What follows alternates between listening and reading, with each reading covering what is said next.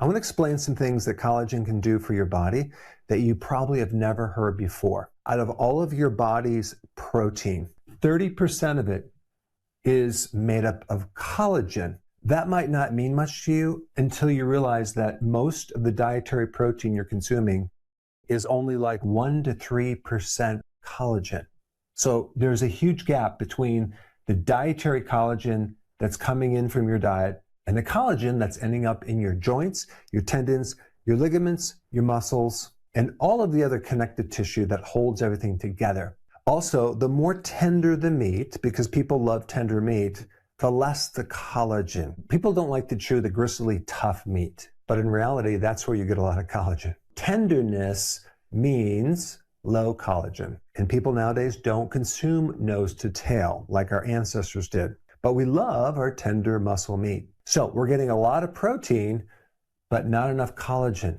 And as we age, we lose our collagen. We lose our skin, our joints, our hair. We don't sleep that well. And even we lose the tight junctions that keep our guts from developing leaky gut. The other thing you should know about collagen is that 1/3 of collagen is a very specific amino acid called glycine. And yes, it's true that our body can make some glycine, but not very much. And so most people are very deficient in this thing called glycine. And those of us that are not consuming enough collagen, we're not getting this glycine. Let's start with the benefits from collagen, including glycine.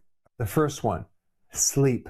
Glycine directly improves your deep delta wave sleep. That wave of sleep that gives you that wonderful, refreshed, rejuvenating feeling when you wake up. Even people that sleep 7-8 hours and they get up and they still feel really, really tired, chances are they're not getting the deep sleep because they're not getting enough glycine.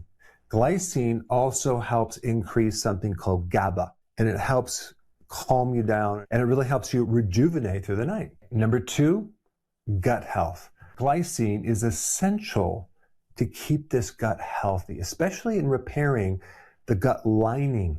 If you have any type of inflammation, bloating, leaky gut, you want to be taking glycine from collagen. If there's food allergies, if you have an autoimmune disease, which usually starts in the gut, this can greatly help you. Glycine directly reduces gut inflammation. This next one is big. Detoxification requires glycine. Why? Because glycine is the precursor, the building block for glutathione, which is the master detoxification compound for your liver. And without glycine, you can't make glutathione. And without glutathione, you can't detoxify your liver. So toxins build up, inflammation builds up, you can't detoxify excess hormones. All of the things we're exposed to, plastics, chemicals, environmental pollution that's almost impossible to avoid, is dealt with by glutathione in your liver if you have enough of this, glycine. So glycine is very anti-inflammatory. And if a person is on medications, they need to support this glutathione in the liver more than someone who's not on medications, because medications are extra stress on the liver, thereby increasing the demand for more glycine. Let's next talk about hair. Premature graying.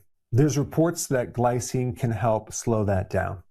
There's an enzyme called catalase in your body that helps you break down something called hydrogen peroxide.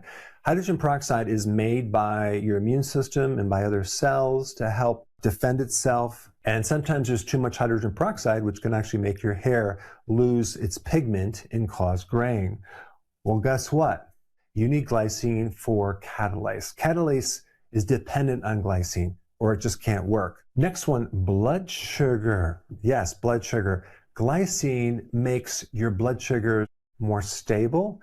It also helps make insulin more sensitive. And that means you can handle blood sugars much better with less insulin, which then creates a cascade of good effects. Easier weight loss, less belly fat, less fatty liver. And there's one other thing that's really interesting. There's an opposing hormone to insulin that does the opposite of insulin. It's called glucagon. And glycine supports glucagon. So those people who have too much insulin and they have too much weight gain, it's actually a good thing to support this opposite hormone, glucagon because it does the reverse actions. Next one is very interesting too. Glycine competes for something called uric acid, so it's really good for gout. Glycine also helps to reduce oxalates that bind with calcium, decreasing your risk of kidney stones. And as a side note, magnesium also will help reduce oxalate stones as well. Glycine is also essential to make something called heme, the protein in blood. And glycine also supports your gums. Now here's the part that almost no one talks about, and this will change your viewpoint on collagen. Most people assume that when you eat collagen, it goes in your body, it gets digested, it goes to your connective tissue, and that's it. But that's not how it works. 90% of the collagen goes into the scaffolding or the raw material that builds all this connective tissue. But 10% uses a different pathway. It survives digestion as these smaller little chains of amino acids called peptides. And these peptides are very unique. They're not just floating around randomly.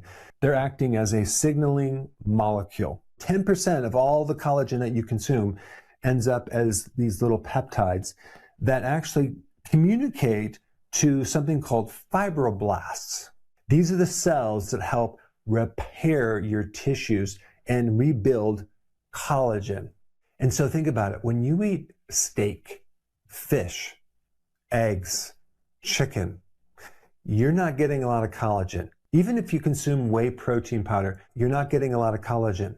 So unless you're consuming food with collagen, you're not going to get this little thing right here, which is super important for repair. And I'm talking about all the things right through here. Before I get into a couple more key things about collagen, I want to just mention what destroys collagen. Junk food, primarily sugar, seed oils, stress, age.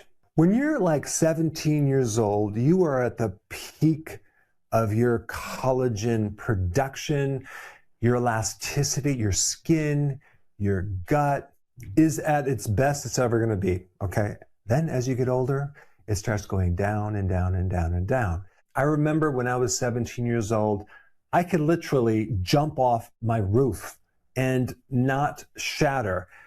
I'm 60 right now. If I jumped off my roof right now, I would probably break a bone. So when we're young, we're elastic, we can bounce, we have wonderful amounts of collagen, but as we get older, it kind of goes downhill. So the bad news, as we age, we lose our collagen, but the good news is we can get it back if we understand the mechanism. And I think the big confusion is people think if I eat meat, steak, I'll get my collagen, but it's not true.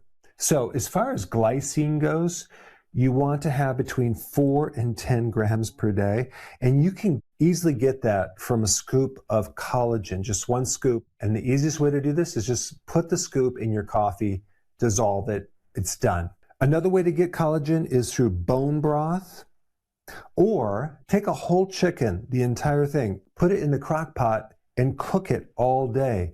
You will have an end product that's loaded with collagen. When you consume fish or chicken, make sure the skin is on it. And if you are taking a collagen powder, make sure it comes with vitamin C, because that allows the collagen to work on our bodies much better. So now that you know about collagen, okay, that's just half the problem. If we're talking about joints, if you want to take things beyond just the raw material to build up new joints, you must watch this video right here. Super important, especially if you have any pain, inflammation, stiffness, or arthritis with your joints. Check it out. I put it up right here.